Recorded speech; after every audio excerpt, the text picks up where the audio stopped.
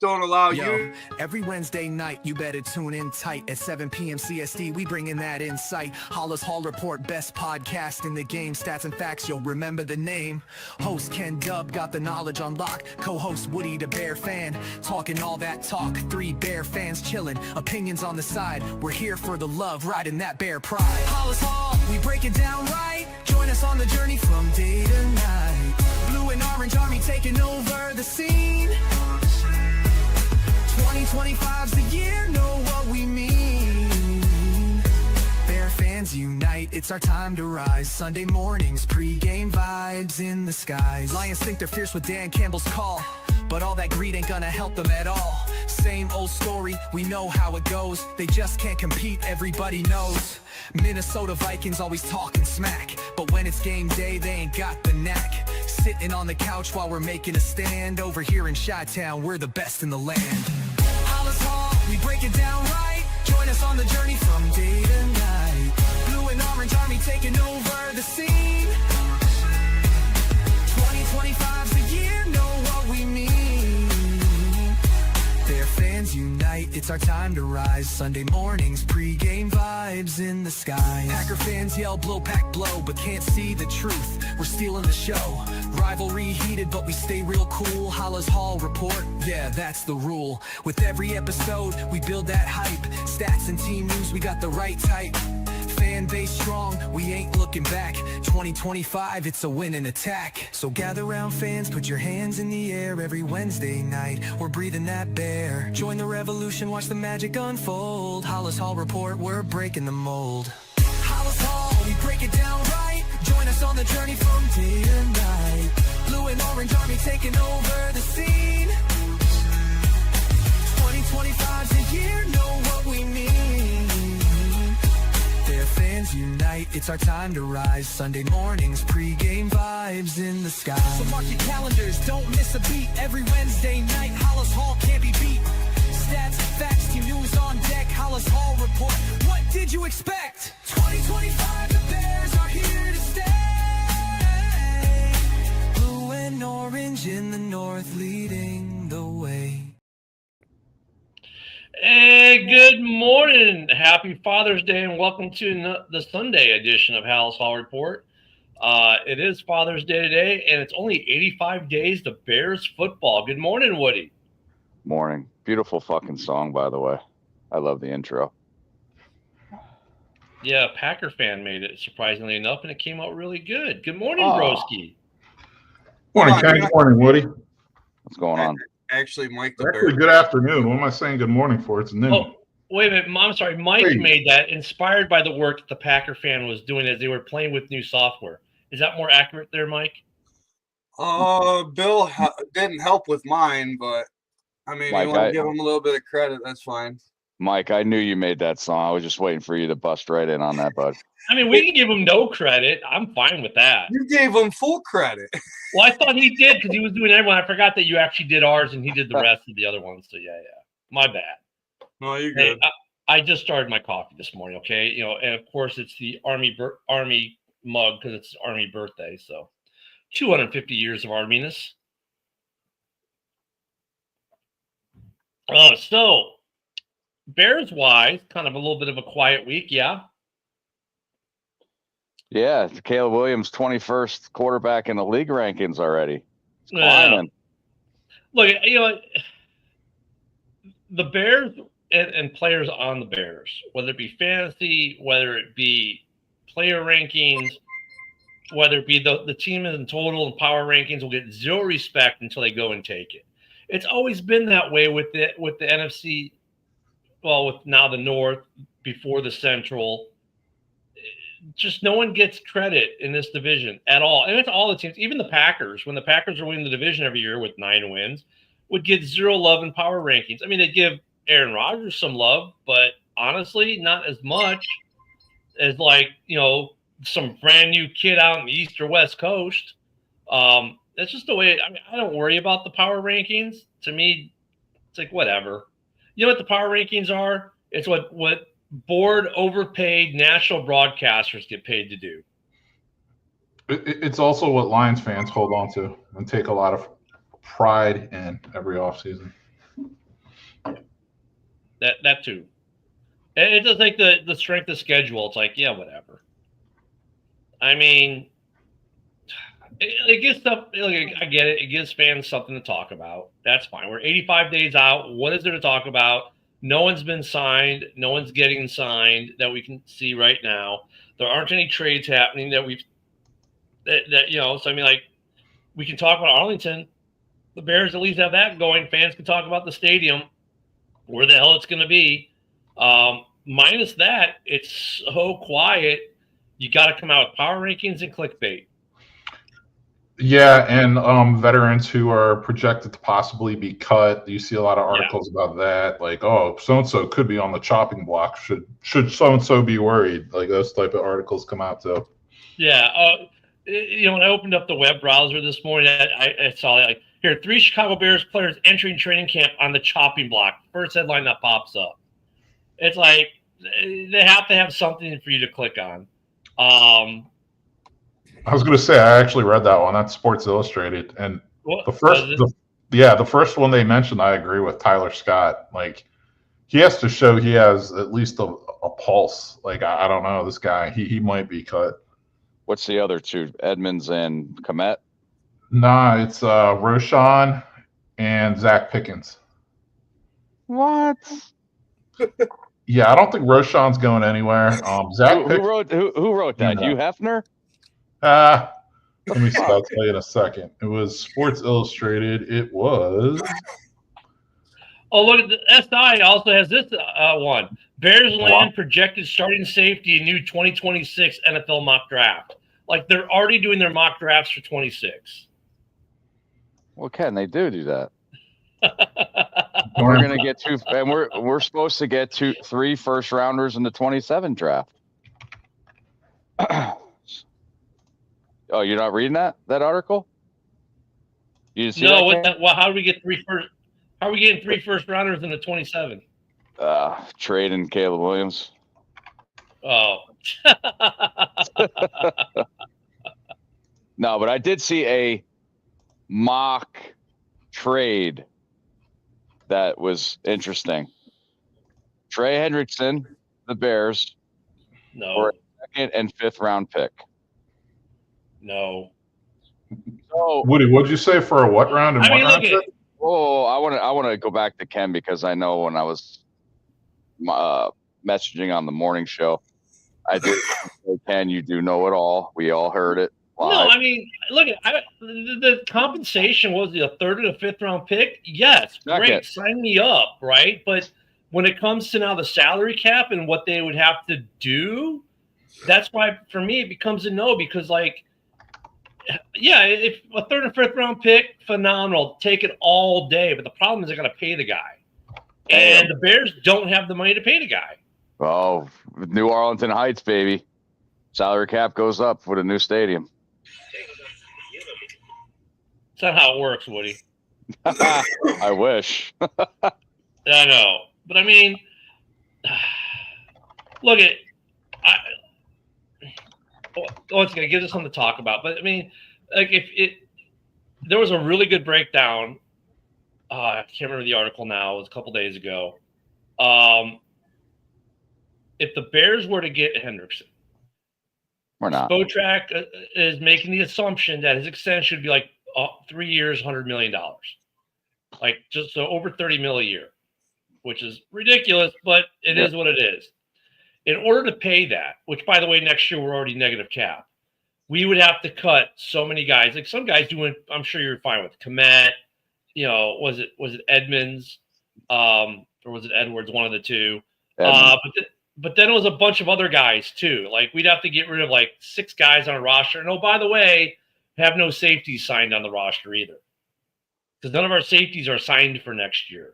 So, yeah, we could – I mean, I love the trade, 3rd and 5th rounder. Yeah, it sounds like a great compensation package. The problem is we could probably finagle the money for this year. That could be done through some restructures maybe.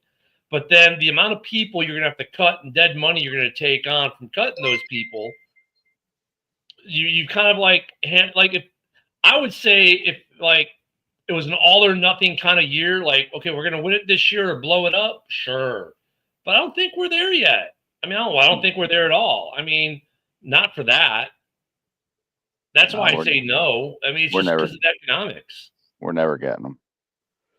Might as well play what we got. You know what I mean? But that's pretty much where we're at for this season, to be honest. Yeah, I don't see like any major shakeups to the roster.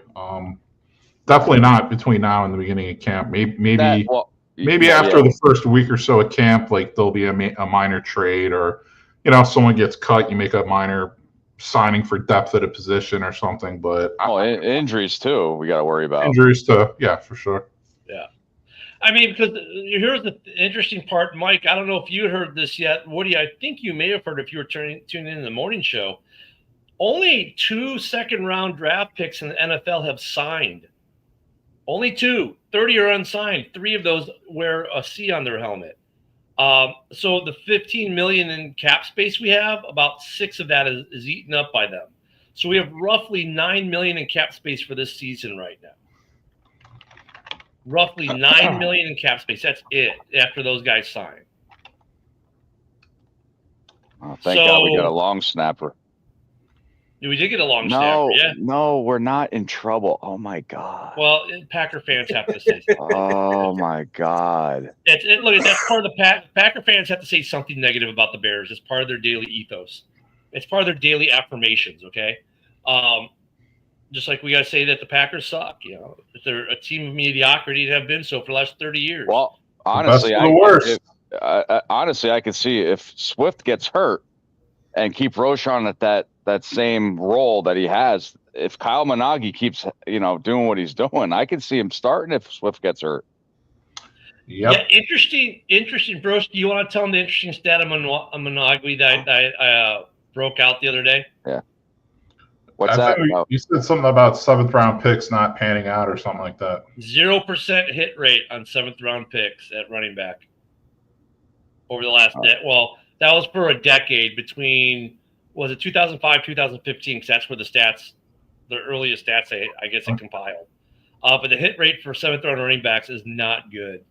Yeah, it doesn't mean it can't happen, it doesn't mean that's making Swift any. It doesn't mean that's giving Swift any vision and ability to hit the holes, because we know he doesn't have that. And listen, Ohio State quarterbacks don't work out, and C.J. Stroud his first year worked out, but shit changes. But I agree with you, Woody. Though I'm just we're throwing that nugget out there, just to keep in the back of the head. But I agree with you. I agree. I mean, it's the Bears financially right now. We're okay. We're good. It's just when it comes to that a big signing like Hendrickson, like we don't have the money for it. I mean, you would say the salary cap's gonna go up what? Well, $20 million next year. Okay, so that could eat some of it, but we're already negative. So right now we're at $15 million. That's the other thing. If we were to make the trade today, we'd have no money to sign any of our draft picks next year at all. So the Bears are in a weird – they're getting close to that point where teams get to that point where they are very restricted in what players they can go after. Yeah, I mean, I think we're all in agreement. This is more than a one-year fix. I don't think we're expecting the Bears to win the Super Bowl this year. So, that being said, certain positions are going to have to be addressed more next offseason. I think – this year is all about taking a giant step in the right direction and showing that it's not going to be the same old way the Bears run things. That's really important. So, I mean, but Broski, if you break this team down, let's take the offensive, we got to predicate on this argument, and our Packer fans are going to have fun with us on this one. But you break it down, the defense was already pretty darn good, right? It was already pretty darn good. The interior got better. We don't know about Deo. But let's just take the premise that the offensive line is fixed and now there's adequate protection for Caleb Williams. You look at this offense of weaponry that they put around him with the 2 tight ends, the 3 starting wide receivers, the running back room. This could be one of the most explosive offenses in the NFL. If that happens, why couldn't they be a Super Bowl team this year? What you're saying, this could be one of the most explosive offenses? It could be if Caleb's protected and he's with that receiving core, tight end core, and the running back room. This is what it gets on my nerves about Bear fans. Like, we got to stop saying things like that in the offseason. Like, the Bears have shown us zero to suggest that they're going to be one of the most explosive offenses in the NFL. We have a first-year head coach, a second-year quarterback, a brand new offensive line they just patched together. Like, let's pump the brakes a little. Yeah, but as I said, could see how they go. Let's see how they do, and let's not keep giving every other let's not fan be base and media all this hate because every offseason all Bears fans think that we're going to win. Right, but Broski, let's not be completely pessimistic either. Because remember, I predicated it by saying they could be, given the weapons that we have on this offense, if Caleb is getting protected and he's not getting sacked 54, 64, 84, 94 times, if let's say these three guys that we brought in the interior protect Caleb, right? And Ben Johnson's Ben Johnson. We know Ben Johnson is a great play caller. Given this receiving core, this running back core, and this tight end core, they could be a very explosive, high ceiling offense. They could be. And look, to sit there and say, like, well, they haven't showed us. Well, yeah, but neither did the Texans before Stroud showed up. And then Stroud showed up, boom, they were explosive. I mean, the Niners weren't really a playoff team. Then all of a sudden they put in Mr. Irrelevant, boom, playoff team. I mean, there come moments for teams where they make one small change and it flicks a switch. And they went from being like a team that no one talked about to the talk of the town. So this offensive line, if it holds, there's potential there for this offense to be very good. And we already know the defense is good and has potential to be very good. So the question becomes more to the point, besides the explosive offense, is why couldn't this Bears make a Super Bowl run if they have fixed the major issue they had in the offseason, being the offensive line? Like, why not? I don't think Texans fans are saying we're going to win the Super Bowl. Why couldn't we win the Super Bowl when they drafted the year when they drafted Stroud? But yeah, I mean, I don't know, man. It's just the same old thing every year. Bears fans, we're winning 13 games. Oh, we're winning the Super Bowl. We can do it. It's like, guys, for step one is Ben Johnson has to prove he's a legit coach. Step two, Caleb needs to. Well, step two, the O-line needs to like show they're an NFL caliber offensive line and can stay relatively healthy. Step three, Caleb has to take a huge step forward. Step four, I don't think the defense needs to prove it too, because they were extremely weak in the trenches last year. So they got to show it to me as well. That being said, yeah, they have a much better roster than they've had in the last. They've had the best roster since Poles has taken over, for sure, without a doubt. They've made some good moves in the offseason. Let's just see them show that they are not a dysfunctional organization this year. I think they just look, go Pack, go. You're right. You need depth. First goal, make it to the playoffs. Injuries. But what I'm saying is, and Broski, you're not wrong either. But I'm saying is, the potential is still there, right? And what do you? I mean, I don't know. I don't mind hanging my hat on some potential. Say, hey, look, the potential for a really good season's there. Give me something to be, I don't know, maybe a little cheerful about going into the season. That, hey, there's potential for this team to be really good. I mean, I don't know. What do you think? Because I mean, you don't have an opinion on anything, but what do you think? No, I fucking don't really. Oh, happy Father's Day, by the way, everybody. And Broski, I'll see you in Philly on Black Friday. No, it's Chicago's main issues the last, I don't know, how old are you, Ken? 52. Okay, 50, 60 years. It was the offensive line. And I agree with Broski, with all the Bears fans. Oh, my God, look at these guys we signed at the offensive line. I'm like, listen, this is a team sport, and they got to gel together. So we don't know how this offensive line is going to be. But all these Bear fans, oh, we signed Tooney. He won the Super Bowl with, Patrick Mahomes, big fucking whoop. So I agree with both. And I know Ken was just saying if everything gels out. My goal is we had 5 wins this year. I want to win more games and maybe I want to improve every year, just like when we had Justin Fields. Right.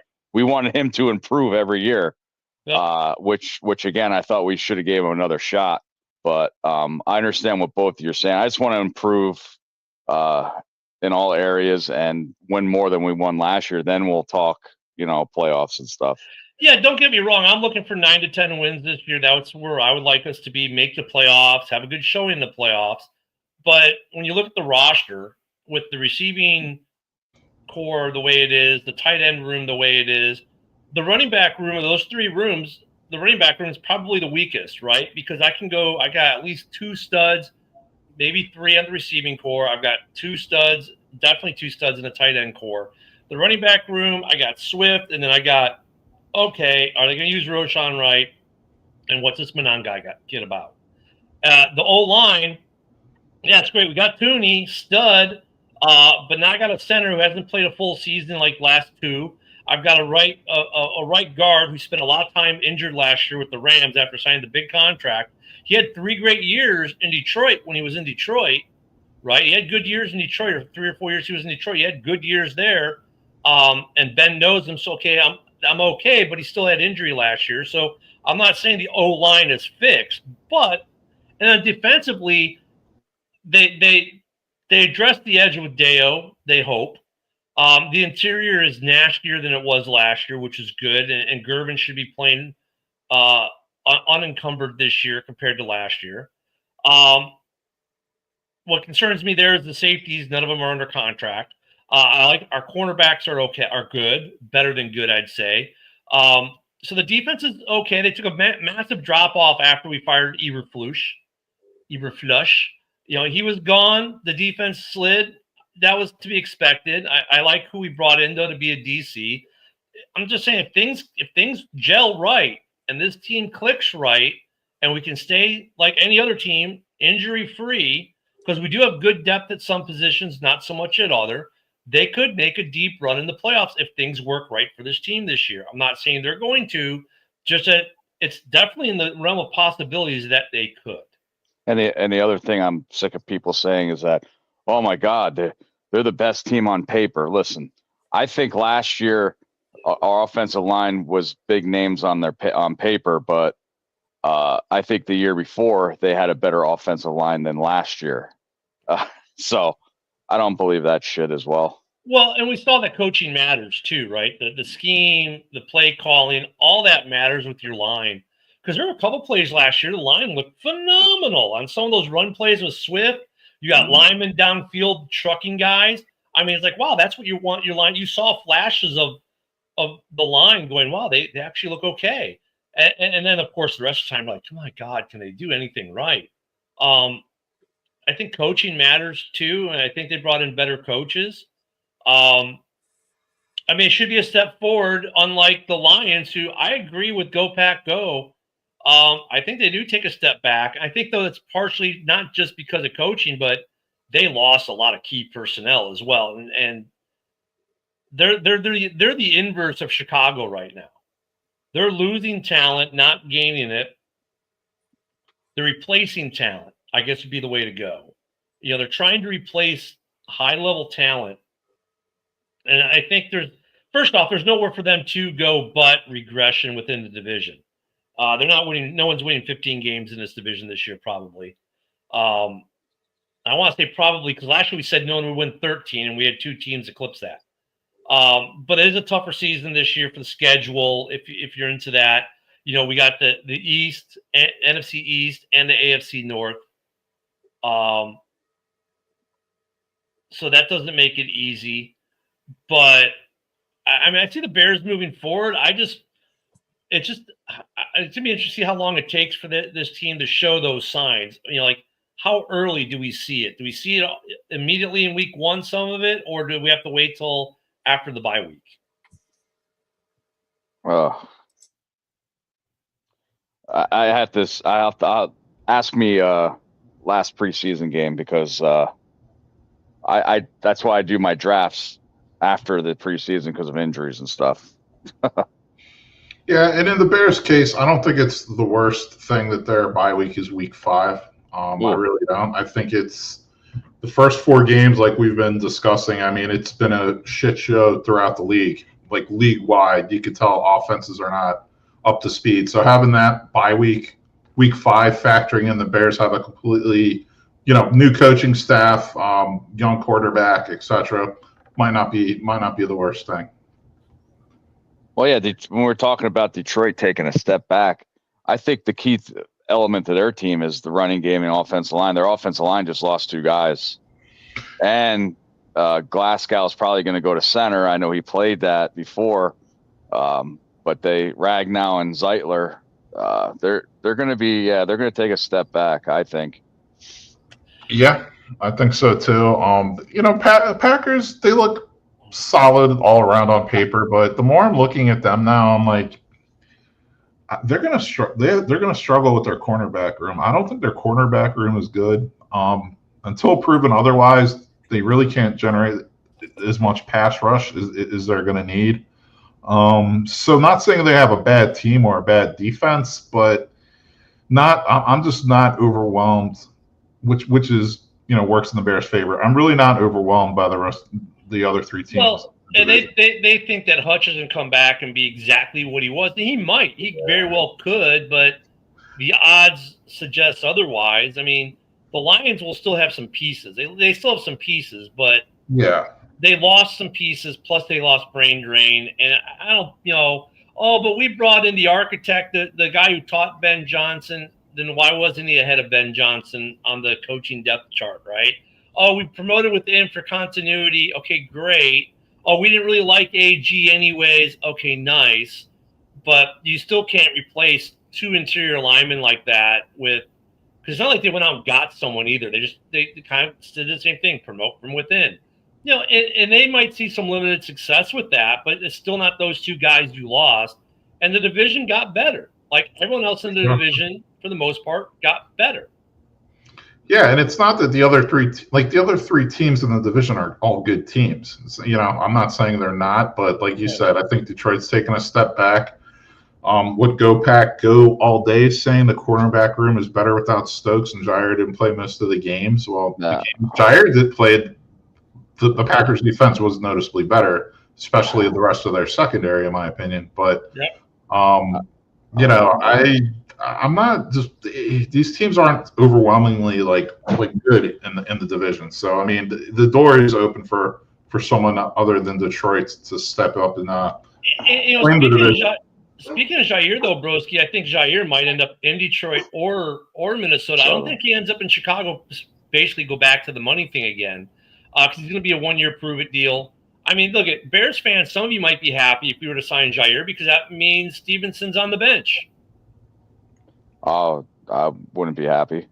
I mean, but we know there are Bear fans out there who just cannot stand Tyreek Stevenson because of the Washington deal. And you know what's funny about the Washington deal? Even though he was taunting the fans and all that, he was still the only player in position to actually make a play on that Hail Mary. If that Hail Mary goes incomplete, no one says anything about Tyreek Stevenson. But they make a big deal out of it because we lost, and that's something they could hang their hat on. But yet he was the only guy in a position to try to make a play on the ball. Wait, time out. So you're defending Tyreek Stevenson here? And if he would have just stayed on the sideline showboating, he wouldn't have touched that ball and it would have been incomplete.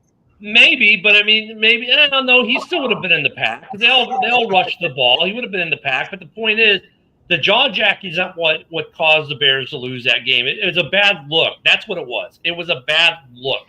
He shouldn't have done it. He knows it. Whatever. It didn't affect the actual. At end of the day, it didn't affect the coverage. He was still there. He was the only one who made a play on the ball, so he was in position. And we can hang our head on it and talk shit about it, and rightfully so, because he shouldn't have been doing that, right? But because of that, a lot of Bears fans are like, oh my God, he's terrible. Get rid of him. He's gone. Get him out of here. So hey, if you bring in Jair Alexander, that's what I'm saying. Some Bears fans would be happy if they signed Jair because that would put Stevenson on the bench. Yeah, I'm definitely not giving Tyreek Stevenson a pass. Yes, his head was up his ass. He was out of position. Yeah, he got a hand on the ball. One of the basics you're taught is if you're going to hit the ball, you better hit the ball down. So yeah, it was definitely his fault. He was flaking off. He wasn't in the best. Therefore, he wasn't in the best position to hit the ball down. Yeah, he was the only one in position, though. That's the irony. Look at it. He was the only guy there who made a play on the ball. Everyone else was further back. He made a play on the ball. I mean, look, it's one of those plays where A Hail Mary is luck at best, okay? And there was a lot of luck in that play for Washington. Because Tyreek Stevenson messed up and gave it to him by tipping the ball up like he should not have done. I don't think that was his plan to tip it up. He tried to at least get a hand on the ball to do something to change it, to put it away. Unfortunately, I'm sorry, I was sitting right there. I mean, I'm watching this thing play out. I'm like, at least he made the play, and then like the dude just sitting right behind the pile. Like, you've got to be kidding me. Hey, at least we agree to disagree on something. Since I don't have a fucking opinion, I got two things I got an opinion about. I don't give Tyreek Stevenson a pass. He's taunting, then he tries to get back into play, whatever. And what I was taught, you knock the ball down, was correct. But anyway, that play shouldn't even been happened. I'm pissed off about the play before. Oh yeah, set up for sure. So that, first of all, now I'm going back to the Packers fans and go Pack go here about the Jair Alexander. And I guarantee you're probably one of the guys that thought that. Jair Alexander, all these Packers fans are saying he was better than JJ. And now that they released him, now he sucks. He's the worst player in the world. I heard it all week with Jair Alexander's released about Jalen Johnson and stuff like that. I was like, dude, make up your fucking minds. So are you happy that Jair is released, or you're upset and you're trying to cover it up? But the thing is, it could be like, remember Amos? We gave up Amos, and then all of a sudden he went to Green Bay and he had one of his better years in Green Bay. Yeah. I mean, it could happen the same way with Alexander. Not saying it will, but he's got to stay healthy. That's the whole thing. Well, I'm just saying, I understand that, but the Packers fans are happy that Jair was released. But last year or 2 years ago, he was so much better than JJ. I'd say 50-50. I think it comes down to the money situation. He had back to the Bakhtiari thing too. You know what I mean? He's a great player when he plays. Yeah, in his 7 games last year, he had a really nice stat line for the 7 games he played. Much better stat line than some guys probably get for the entire season, just in 7 games. The dude is elite. And I'm not trying to give Tyreek Stevenson a complete free pass, but I'm saying that people just look at that one play and say, oh, he's a bum corner, get rid of him. But if you look at his whole work, he's for a second-year player. Remember, he was only a second-year player. He's actually showing he's going to be a stable corner for the Bears. You know, he's going to be a good corner. But if we got Jair, that's what I'm saying. Some Bears fans be like, oh, great, now we can get rid of this kid, Stevenson, put him on the bench, whatever, cut him. They wouldn't care. Well, Stevenson, Jair healthy makes it a no-fly zone in Chicago between him and Jalen.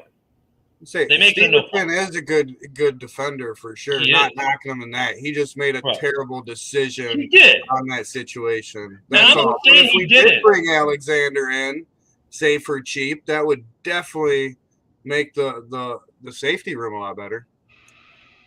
I mean, Stevenson is a super talented young player and has what it takes to be a starting cornerback in this league for years to come. I mean, I'm not denying that. I'm not giving him a pass. You know, I honestly, it's one of those things too. Like, if the Bears sign Jair, to me, it's a block move to try to block Detroit from signing him or the Vikings from signing him. But at the same time, like, who knows? Like, this is only year 3 for Stevenson. Al Harris is around, taking him under his wing. Maybe Stevenson steps up this year and becomes like another Jair, like, for all we know, too. So, yeah, I'm just going to be shocked if the Lions don't sign Jair. I mean, it's textbook Brad Holmes, injured player coming off a major PCL tear, veteran name, blah, blah, blah.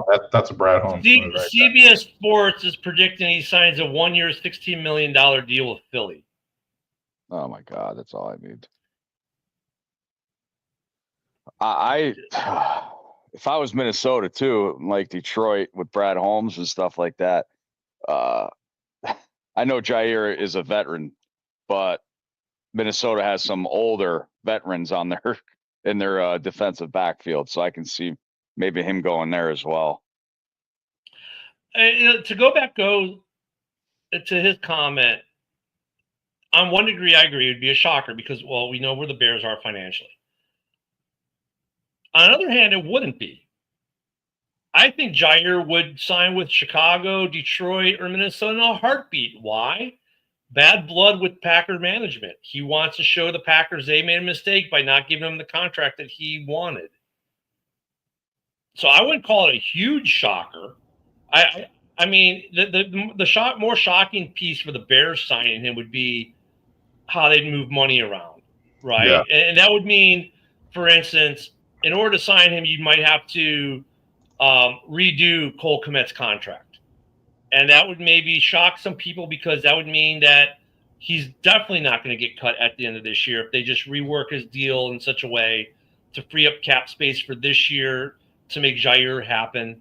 Or they'd have to do a restructure. And one of the restructure might be more of who they restructure would probably shock some people because there are a lot of people who think Kmet's gone after this year. There's some people that think we're going to lose one of our linebackers, because they make too much money. But one of those two guys gets restructured, that would send a sign that they're not gone. And that would probably be more of a shock than Jair actually signing in Chicago.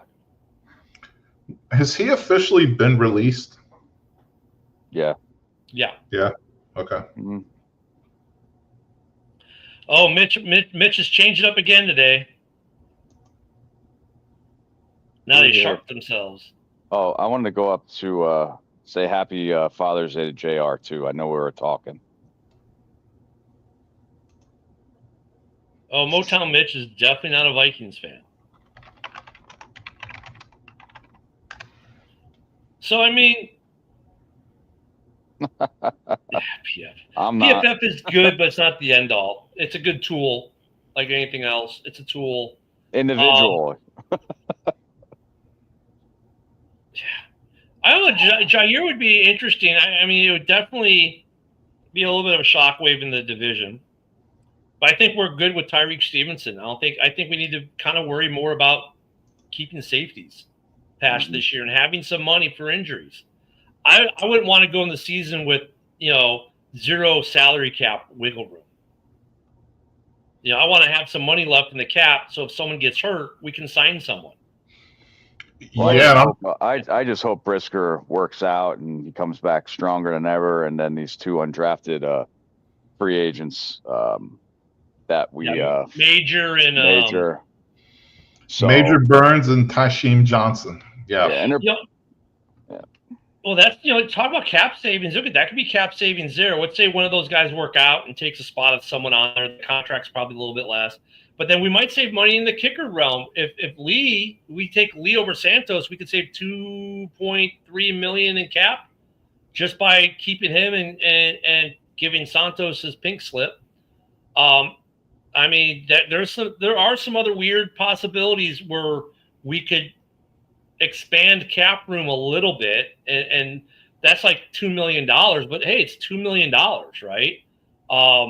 Which in the greater scheme doesn't seem like a lot, but it is a lot when you're trying to find $1 or $2 million to bring a guy in and stay under the cap. I mean, if Lee works out of camp, like, guys, we could have a legit competition for field at place kicker this year. We haven't had that forever, it seems like in Chicago. It's going to be weird to say Bears win by 3. Lee with the game-winning. I got to get used to it. I'll practice. Jonathan Kim. It's Kim. Jonathan Kim, not Lee. Kim. Yeah.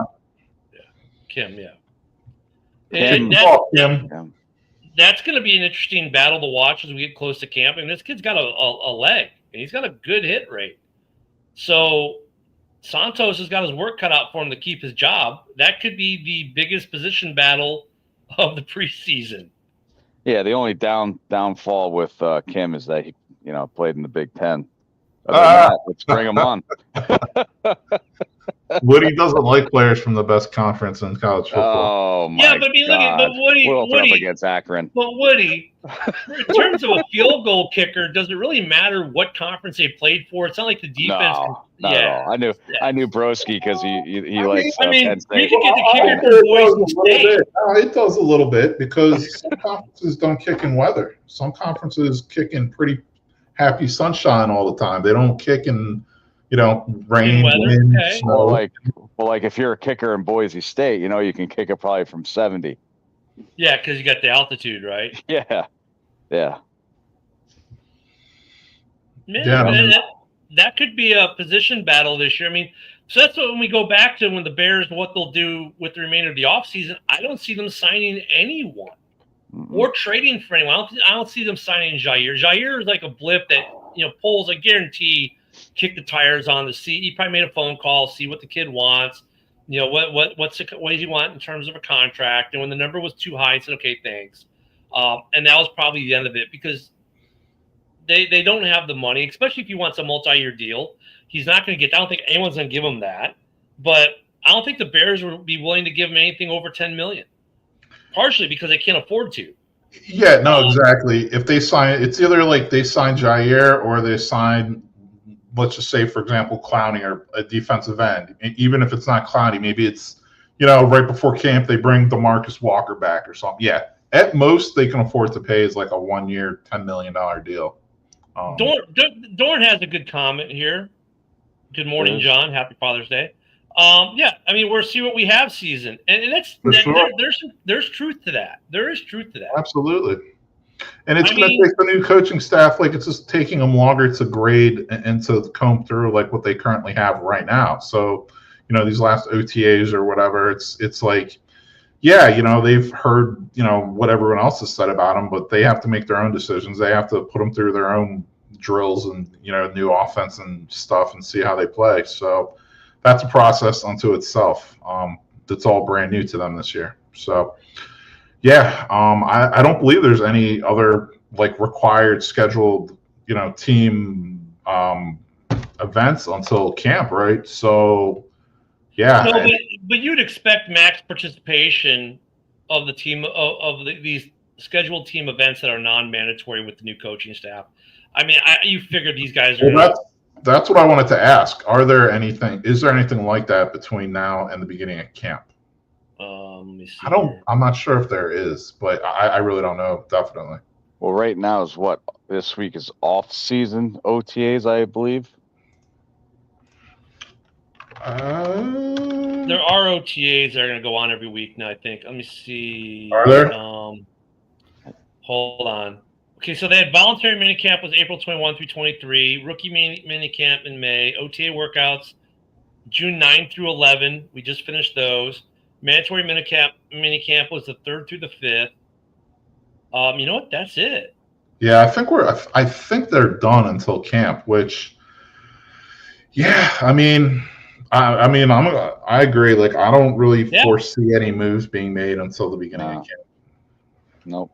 Yeah, this is it until camp starts in late July. So they have a set of OTAs scheduled the following week after mandatory minicamp, but they're not mandatory. So there are OTAs scheduled. They don't really publish that list, but they said they do have them, but they're non-mandatory. And Bears Wire, which I'm looking at right now for the list, doesn't have that schedule, but they do note that there are that they do have a set of OTA schedule after mandatory. So there are voluntary mini camps, and I would expect that you would get a lot of pretty close to max participation with the new coaching staff.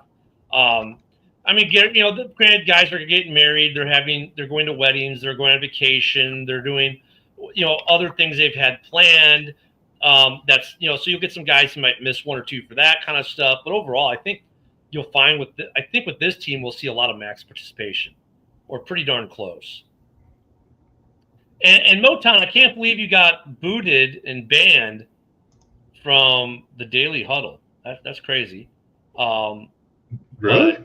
We always enjoy your comments here. That's what he said up here. He got banned from one of the shows. Here we go.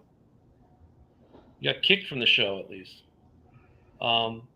Ken, going back to what you said about the voluntary and stuff with the man, if I get signed by a team and I'm making, doing the job I love by playing football and stuff, man, I'd be reporting to everything. I don't know about you, but I would be reporting to everything. Voluntary, whatever. Just fucking show up, man. I mean, especially a new coaching staff. When you want to show the new coach what you can do, you know what I mean?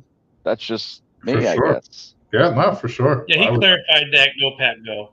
And I agree with you, Woody. I think you'd want to show, and I think that with the new coaching staff, you'd want to show up so you can learn because they're going to do installs, right? They're installing the new offense and new defense, and you want to learn the system. And And especially like offensive line, you want all your line mates there. You need time to gel and start playing together and getting used to the guy to your right and your left. Mm-hmm. Getting treatment, that's part of it too, right?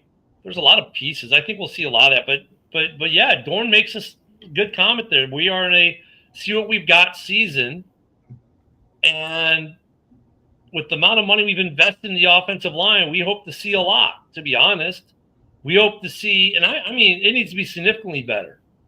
Like Caleb, they're going to give up sacks. There's no perfect offensive line. That's fine. They're going to blow up. Plays are going to get blown up. That's fine. It happens, but not at the rate it was. Exactly. Like Caleb, we need to see Caleb having time to sit in the pocket, get 4 seconds or so to deliver the ball to one of his receivers, and actually get plays developed. And for as much as we rag on the OCs that we've had the last couple of years.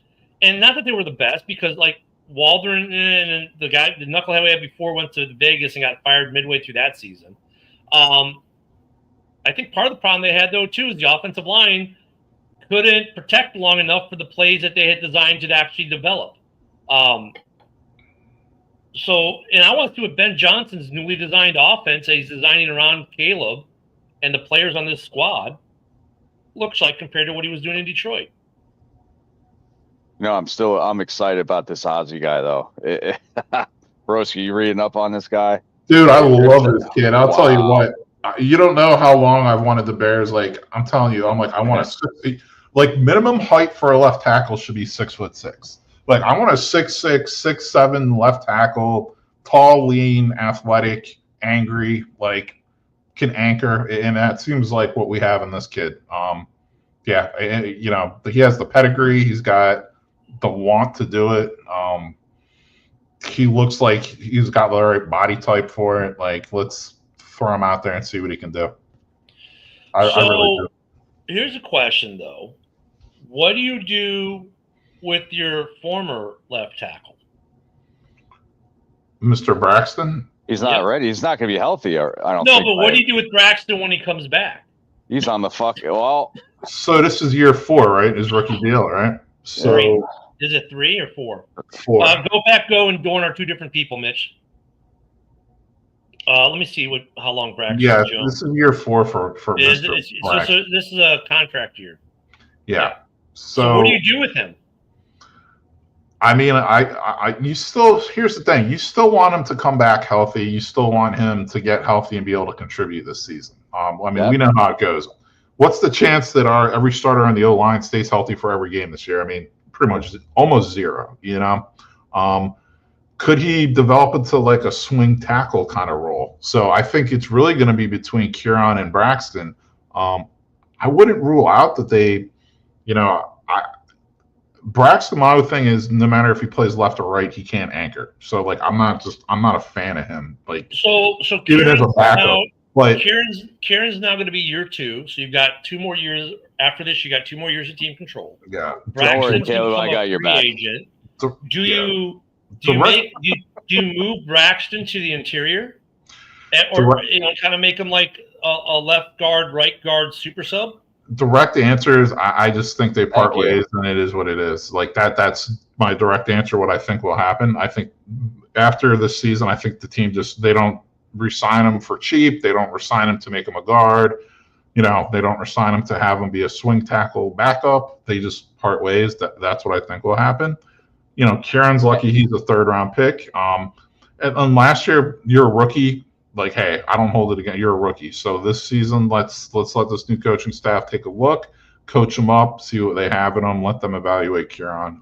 Braxton, I think he's just going. What's that way? Can he be a depth piece? Who, Kieran? Braxton.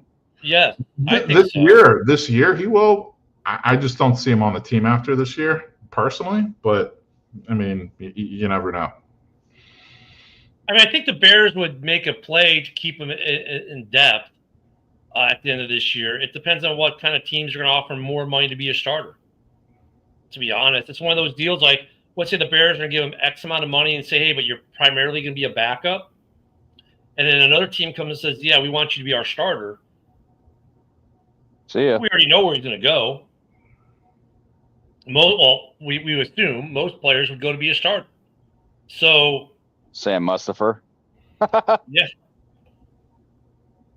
I mean, he's a quandary because he's been a pretty good left tackle for us. He hasn't been world beater, but he's been better than most at left tackle in this league. He hasn't. Okay, look at the grades, the stat sheets, and everything else say otherwise. So I mean, Ken, he misses he missed 6 games last year. Missed 5 games last year, 6 games the year before. He was ranked 20th out of 78 left tackles last year. Out of what? Out of PFF or whatever? Well, it wasn't just PFF, but a couple other places as well. You got to understand, a guy who's constantly injured, a guy who, when he plays, gets crushed with penalties, a guy who can't anchor. No, he's not good. I'm not going to pretend that he's good. He's better than a lot of guys. Fanboy him up and say he's good, but he's not good. On this all day, and we always have. But I watched him play with my own 2 eyes. You're missing the bigger point. Okay, I'm not quibbling with you whether you think he's good or not good. The point you are, because you're saying Broski, let me finish the statement. He's not good. Let me finish the statement. The point is, other teams are going to think or do think he's better than other left tackles out there and are going to offer him money to be a starter. No, they're not. This is Bears fandom. I think teams will. No. I mean, and we've seen it with other linemen. The Bears we've said, oh, this guy sucks, and they go become starters elsewhere and do well. I mean, I think he could be the next in line for that. And it's not like he's done terrible here, because the one thing Bears fans in general have not screamed about were the tackles. We've screamed about the interior overall. He's not stellar. He's not, like I said, he's not king of the world, but he's not a floodgate of misery for a quarterback either at left tackle. And that's why you never heard other Bear fans sit there and say, oh, we got to dump this kid. You may say that, but most people. No, I mean, but obviously most Bear fans are wrong, because most Bear fans in the offseason say the Bears are winning 13 games every year. And I heard Sam Mustipher be mentioned, he left the Bears and became good. How is this logic? Because Sam Mustipher has started a total of 3 games in the 2 years since he's left the Bears. That's what his favorite go-to guy. And Charles Leno Jr. Yeah, Leno did well. Okay. He went to Washington. Pro Bowl, yeah. Yeah, Pro Bowl. I mean, so Braxton Jones isn't trash, is the bigger point. He will command money somewhere. Holding. He'll get signed somewhere, and he won't spend the entire offseason looking for a team. He'll get signed relatively quick if the Bears don't re-sign him. I think he'd be a good depth of signing. He's proven he can play well for the Bears. If it's a size thing, maybe he's more in tune to be a guard than a tackle. He's done an admirable job at tackle overall. Full start. But yeah, I mean, look, if Chapio is the kid and is going to be the starter and holds it down and takes the job away, there's still places, because I don't think that with Kieran behind him, Kieran it might be sufficient enough if he develops as the backup at left tackle. But I could see them moving Braxton to the interior. And Ozzy's 6'8", correct? Something like that. Yeah. Oh boy. Championship. Right, Broski? Probably go what? 13-4 this year? I mean, dude, don't get me wrong. I hope. No. I'm just saying. We always. I'll take a better record, but I know it doesn't matter. But we're playing 10 playoff teams from last year. I know it doesn't matter. It's a new season. There's going to be games out there that we're supposed to win and lose. That's why I say probably 8-9 or 9-8 is this year for us. Exactly. I mean, and I'd be perfectly fine with 8 or 9 wins this year. I'd be fine with that. I mean, look, that just to go back to Braxton, because I know PFF has him as a 26th left tackle in the NFL. I know how much we hate PFF, and we can hate them all we want. That's fine. I'm looking at Pro Football Reference. It's not like I don't hate him, Ken. It doesn't. I'm not. And believe me, stats are stats. But this is a team sport. That's what I'm talking about. Yeah. The guy could be number one, fucking on the offensive line, but the team can have one win because the whole offensive line's not working together. That's why. he had, you know, and another thing we look at the tackles is, you know, if you got bad guard play, it affects your tackles too, because they're trying to kind of offset the lack of the guard play as well. His block rate success is 84.57%, which was second on the team. Of course, Darnell Wright had the highest. So like he's been our second best lineman. So he's not actually, you know, I wouldn't throw him away either. Well, it's not throwing him away. It's just it's the last year of his contract. Like, well, I think but I mean, if you have the I think they would re-sign him as depth. And if Trapillo doesn't work out, they'll probably definitely re-sign him. So Ken, so let me start they want him to be. So I'm asking you now, if Ozzie does work out, and Braxton, did he knock your shorts off to have us sign him again? I think even for a depth piece. Yeah, well, the money would have to be right. I think if the money's right, they would keep him in a heartbeat as a depth piece if the money was right, because you know you've got a good offensive lineman that you could look at. If either of your tackles got hurt, you could put in there for a game or two and be okay, and you could even start working him more in the interior. And maybe his build lends itself better to be a right guard or a left guard, especially if Tooney retires in 3 years. You could have your neck. You know, you're going to draft guys, or I could see a situation if Trapillo works out, maybe he becomes a trade deadline trade in order to get some other piece that we want or something. Like the Bears will have options with Braxton Jones. I just don't think. I think if they can get something for him, they will. If they can keep him at a relative price to make sure there's depth, the one thing we complain about on this line that they do. And if Trapillo doesn't work out, he just takes the job back. And Trapillo becomes like more of a project. So what Broski said, I'm hoping, because Broski said the Bears will go 13-4. Yeah. So say if we do win 9 games this year, offensive line is working perfect, and Ozzie's starting, and the money. Do you think Braxton Jones will go somewhere else? Like, then you think he'll become a starter somewhere else right off the bat? I mean, look, I think he'll become a starter for a couple teams who could use him for sure. And the other thing that's going to go with the offseason for the Bears next year is this. How much money does it cost to sign an entire safety room? Right? They got to re-sign the entire safety room. Has to be either re-signed or new guys brought in. So they've got some finance, and then you got some other extensions you're going to have to start thinking about, or you know, some contracts you might void out, right? 2 players that come to mind there. So there's a lot of different ways this could shake out. But if the Bears have the money and the money's right, I think he's phenomenal depth for us. If not, he could probably start. He's going to start for a couple different teams who could say, hey, we need a starter. And he's not going to command $20 million, but we can get him for, let's say, 10, 15, whatever, to be a starter. I think he would jump in a heartbeat. Like, you know, go to I'll say the Colts, just because they don't win much. Like, let's say the Colts said, hey, we'll give you $12 million a year to be a starter. I think he would go if the Bears are offering $5 million to be a reserve guy. And he'll probably go there because Bears have drafted Warren, but we won't go there. But we won't go there. But so I mean, Braxton Jones is not a terrible offensive lineman. He played on a terrible offensive line where the interior was crap. I think, you know, who's going to really show out this year now should be Darnell Wright. Like, if we don't see Darnell Wright become an all-pro stud, talked about lineman, something's wrong there, because now there should be no excuses if we fix the interior. Because both these guys on the exterior had to deal with shitty interiors the last 2 years, right? So their play should get better now that the interior is better, because now they don't have to cover down for the interior as much. Also, we shouldn't have to use our tight ends to cover down, so we should see more balls at a tight end.